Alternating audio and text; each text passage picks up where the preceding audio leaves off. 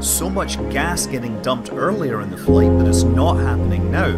Has it run out? Is it, they talked about using ullage gas. Do they need to upgrade the reaction control thrusters? Yeah, again, this is now heading upside down. We actually see like a puff of something there. Was that reaction control thruster firing?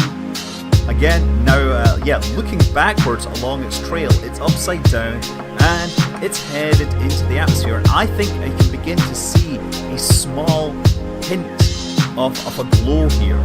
Right, we're starting to hit the plasma portion of this flight. At Mach 25, the atmosphere is slamming into this vehicle and it is compressing, and the compression is heating up the air to the point that it turns into a plasma. The electrons are disassociated from the nuclei, and that will start to get in the way of communications. And so that's why we've never really seen re-entry footage like this live. Think about it, this is something we've never seen coming live from a spacecraft.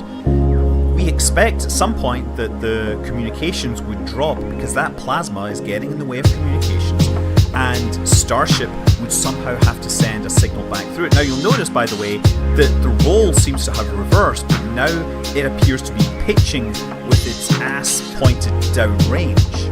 And so instead of that hot plasma impinging on the heat shield, it's going to start going into the engine bay, into various, sensitive parts of the vehicle. That's why you have to maintain attitude control. We didn't know how long we would get live footage from this. We were getting telemetry via the TDRS system, and we were getting footage via Starlink.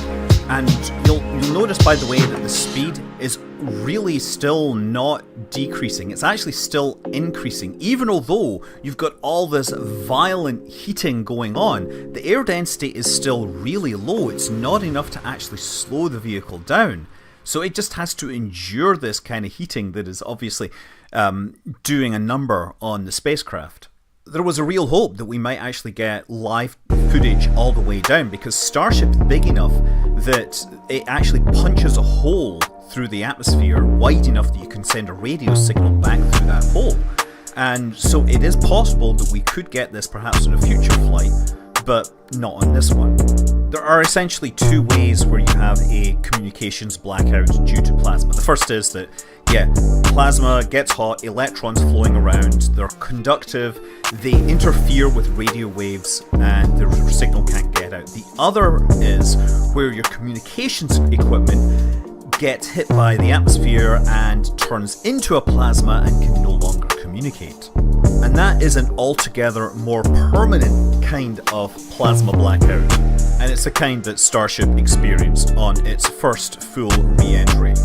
The last signals we got suggested that it had lost 1,000 km per hour of its 27,000 km per hour that it needed to lose. So again, an objectively successful flight, setting new records for spaceflight. The US now has a launch vehicle that could easily put hundreds of tons into orbit if they don't mind expending it. I mean, SpaceX apparently has quite a few boosters to spare.